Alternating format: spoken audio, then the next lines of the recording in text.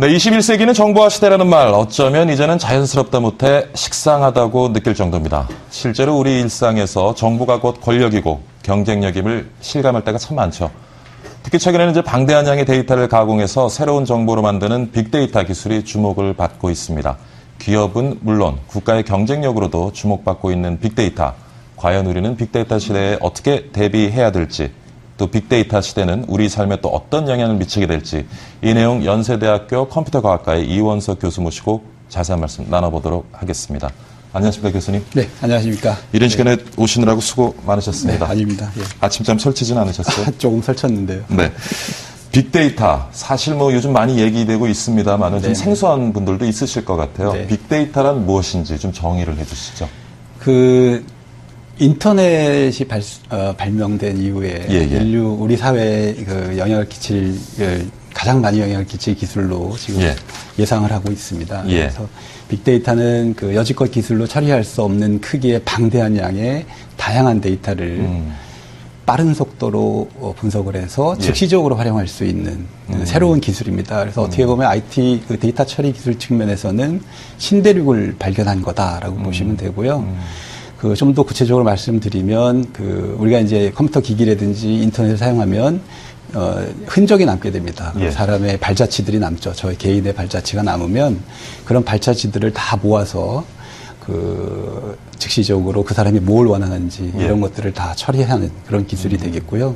어떻게 보면 데이터 처리에 있어서 나노 기술이라고 생각하시면 되겠습니다. 그래서 쉽게 말씀드리면, 우리가 이제 노래방 같은 데 많이 가시잖아요. 그러면. 그렇게 설명하시면 더 쉬울 것 같습니다. 그러면, 우리 노래방 책 보고 막 찾습니다. 근데 이제 만약에 이 빅데이터 기술이 현실화돼서 실용화된다면, 제가 이제 과거에 다녔던, 선곡했던 모든 내용들을, 노래곡들을 다 분석을 해놓고 있다가, 그날 낮에 무슨 일이 있었느냐, 기후가 어떻게 됐느냐, 자기가 가진 주가가 어떻게 올랐느냐, 떨어졌느냐, 이런 사람의 무드가 다를 거 아니에요.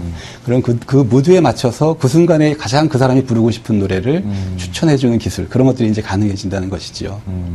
그러니까 방대한 양의 데이터로부터 우리가 유용하게 쓸 수 있는 패턴을 찾아내서 활용하는 그런 기술이라고 보면 되겠네요. 결국은 최근에 그런 발달한 컴퓨팅 기술이 만들어낸 영역이라고 볼 수 있겠네요. 네, 그렇다고 보십니다. 지금 그러면 빅데이터 시장 규모는 어느 정도 되는죠? 아직은 초보 단계에 있고요. 2010년에 32억 달러라고 그러고, 이제 2015년에. 글로벌 시장에서요?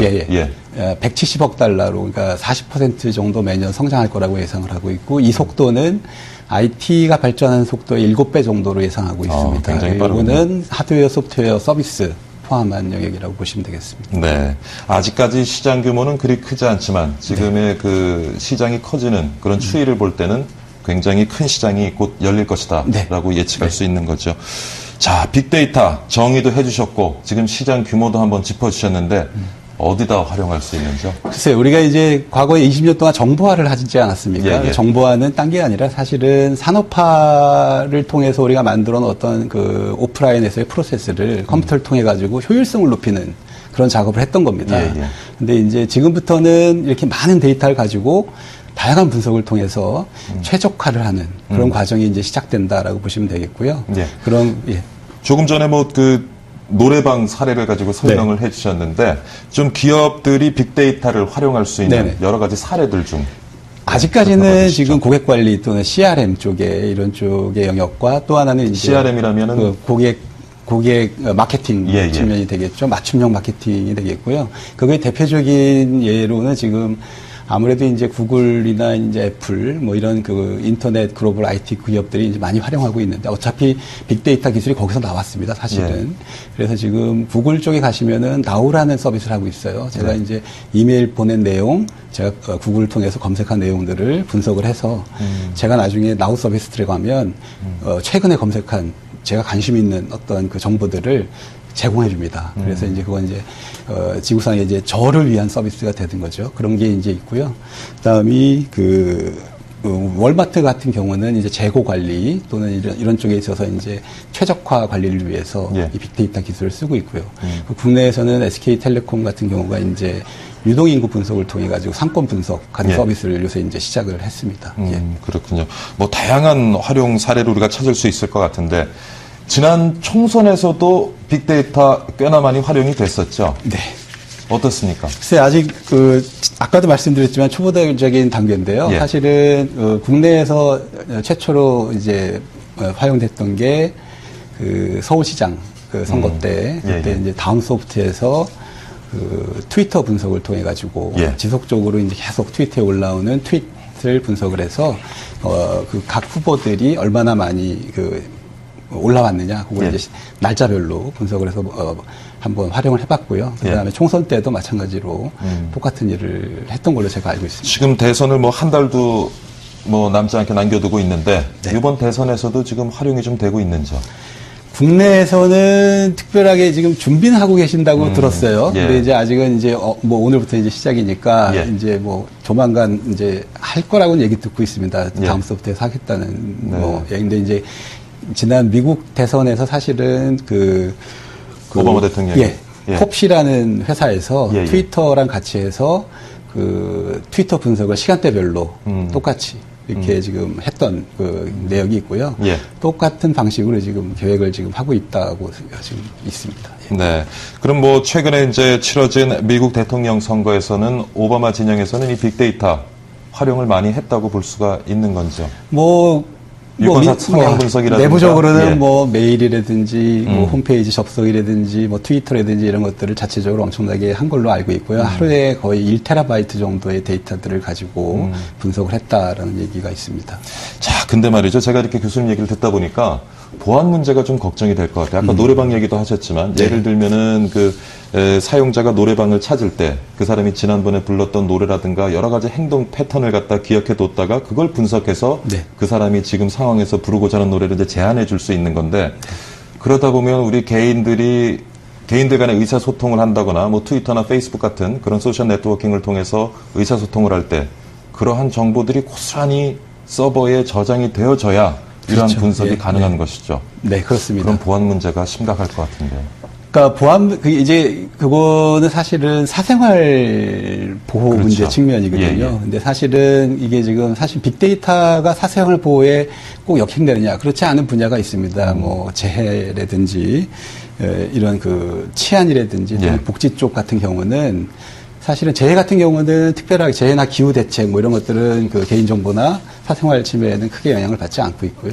그 부분이 선제적으로 아마 이제 진행될 확률이 많고, 근데 또 이제 사생활이나 개인정보 같은 것들이 크게 중요도가 상대적으로 낮은 게 이제 치안이나 이제 복지 같은 부분이 되겠습니다. 그래서 어차피 지금 개인을 알아야 그 개인에 맞는 서비스를 해야 되는 상황에 와 있거든요. 지금 우리가 공급자 중심의 서비스에서 수요자 중심의 서비스로 탈바꿈하겠다라는 지금 방향으로 가고 있는데 결국은 그건 맞춤형 서비스고 맞춤형 서비스를 하려면 어느 정도 그 개인의 현재 상황 같은 걸 과거의 내역들 그런 걸 가지고 서비스할 수밖에 없거든요. 그래서 쉽게 말씀을 드리면 영국의 집사라든지 영국 귀족들 집에 가면 집사가 있잖아요. 그분들은 사실 사생활 다 알지만 다 조의하고 있잖아요.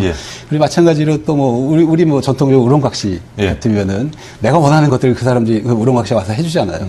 사실은 그런 궁극적으로는 그런 위험이 있지만 이제 그거는 지금 어떻게 보면 초창기 우리가 인터넷을 처음 했던 거랑 똑같은데 지금 20년이 거의 됐을 때 인터넷의 보안의 문제들 아직도 문제가 되지만 그래도 계속 그거를 어차피 창과 방패의 싸움이 되기 때문에 우리가 생활이 윤택해지는 거와 보안 문제는 계속적으로 기술의 발전으로 앞으로 다 가지 않을까 그런 생각을 해봅니다. 기술적으로도 좀 보완이 돼야 되겠고, 그 다음에 사실은 우리가 가지고 있는 제도를 보면 기술적인 어떤 그 혁신을 따라가지 못하는 경우가 참 많이 있는데, 그런 어떤 기술의 혁신을 잘 좀 읽어서 그런 맞춤형의 제도, 법적 보완 장치들을 좀 마련해야 되겠습니다. 자, 빅데이터 시대 많이 얘기하고 있는데요. 이런 빅데이터 시대가 또 만들어낼 수 있는 새로운 일자리라면 어떤 것들이 있을 수 있겠습니까? 네, 원래 기존의 일자리 이게 어떻게 보면은 이 빅데이터 기술이 요새 재정 절벽 얘기를 하시는데요. 사실은 빅데이터 기술도 기술 절벽입니다. 기존에 우리가 소프트웨어 인력이라든지 데이터 분석 인력이 교육받아왔던 그런 형태의 기술이 아니라 새로운 형태의 기술이다 보니 이 기술을 이제 가진 인력을 빨리 양성하는 게 지금 급선무가 되고 있습니다. 그래서 기존의 애널리스트라든지 소프트웨어 인력 또는 데이터 엔지니어들이 이제 기본적으로 필요한 거고요. 이거 관련해서 그리고 또 요사이에 이제 주목받는 게 그런 소프트웨어적인 IT 소프트웨어적인 기술 인력과 분석 인력, 이 두 개를 다 같이 할 수 있는 인력이라고 그래서 데이터 사이언티스트라는 새로운 직종이 지금 생기고 있습니다. 각광받는 직종이. 그래서 미래에 아주 좋은 직종으로 될 거라고 예상하고 있습니다. 사실 우리가 이제 빅데이터 얘기하면서 많이 관심 받는 부분이 정부나 유관기관에서 굉장히 방대한 데이터를 많이 수집을 해서 지금 저장을 해놓고 있는데 이것이 어떻게 부가가치를 만들어내는 관점에서 좀 활용이 될 수 있을지 그 부분에 상당히 많은 관심이 지금 집중되는 것 같습니다. 어떻게 보시는지. 그게 이제 사실은 빅데이터랑 상관없이도 지속적으로 이제 데이터 개방 얘기는 되게 나왔습니다. 왜냐하면 그게 이제 오픈 API 나오면서 뭐 말씀드리면 이제 서로 다른 성격의 데이터들이 서로 연결이 돼서 부가가치가 높은 그런 데이터가 된다라는 거고요. 사실은 IT의 중심이 과거 하드웨어에서 소프트웨어로 넘어갔다가 이젠 데이터로 넘어가고 있습니다. 이제 데이터 가치, 그러니까 어떤 부가가치가 되는 거죠. 그래서 이제 그런 것들이 공공 쪽에서 사실은 어떤 정보화나 이런 걸 통해 가지고 축적된 정보들을 민간에 활용할 수 있게 내놓는다는 거는 그런 부가가치를 민간 쪽에서 영역을 높이는 그런 그걸 활성화시킬 거라고 생각하고 있고요. 미국하고 영국 같은 경우에는 이런 경우에 상당히 많이 지금 데이터 개방에 대해서 법적으로 전적으로 개방하는 방향으로 지금 가고 있습니다. 그렇군요. 우리는 아직 완전히 정부나 유관기관이 가지고 있는 데이터를 우리는 지금 진행은 하고 있습니다. 근데 그게 아직 법제화 노력을 하고 있는데 아직 법제화 되지는 않고 있고요. 자, 뭐 빅데이터 얘기 많이 하고 있는데 마지막으로요. 우리나라의 빅데이터 관련된 산업의 현 주소 그리고 앞으로 우리가 가져가야 될 어떠한 과제들 간단하게 좀 짚어주시죠. 사실 빅데이터는 제가 기술을 해서 뭐 그렇게 말씀을 드리는 건 아닌데요. 사실은 인터넷 이후에 우리한테 다가온 상당히 좋은 기회입니다. 사실은 아직까지 뭐 미국이나 영국이나 아직 똑같은 정도의 그 기술력 약간 뒤졌죠. 근데 과거 생각해 보면 우리나라가 인터넷 강국이 됐을 때 인터넷 관련해서 우리가 상대적인 우위가 있었던 건 아니거든요. 그래서 그와 같은 관점으로 바라본다 그러면 좀 더 과감하게, 그러니까 지금 현재 상황은 되게 좋습니다. 우리나라 정보화 강국이기 때문에 엄청나게 많은 데이터들이 지금 쌓여 있고요. 사실은 그 상대적으로 작은 국토, 인구이기 때문에 빅데이터를 전 나라에 그 완결성 있게 반영할 수 있는 그런 환경이 갖춰져 있습니다. 그래서 어떻게 보면은 인터넷을 우리가 강국이 됐던 거와 마찬가지로 정부 주도로 어떤 마중물적인 역할을 해서 사실 우리나라가 이제 앞으로 가야 될 것은 이제 정보화는 끝났다고 저는 생각을 하거든요. 그래서 고도화가 돼야 된다는 측면에서 진행을 좀 해야 될 것 같습니다. 네. 사실 요즘 뭐 경제 성장률 많이 얘기되고 있으면 우리나라 경제를 좀 끌어줄 수 있는 새로운 성장 동력이 됐으면 좋겠습니다. 오늘 이른 시간 출연 감사드리고요. 즐거웠습니다. 네. 안녕히 계십시오. 네. 지금까지 연세대학교 이원석 교수와 함께 빅데이터 관련된 얘기 나눠봤습니다. 오늘은 여기서 박희준의 여보세요 마치도록 하겠습니다. 오늘 아침 날씨 무척 춥습니다. 서울 아침 기온 영하수준 4도까지 내려가고요. 경기 북부에는 한파주의보까지 내려지기도 했답니다. 내일도 챙기시고 좀 두툼한 옷 꺼내가지고 입으시면서 출근길 보울에 신경 많이 쓰셔야 될 것 같습니다. 따뜻한 하루 보내시고요. 저는 내일 다시 건강한 모습으로 찾아뵙겠습니다. 시청해주신 여러분 정말 감사드립니다.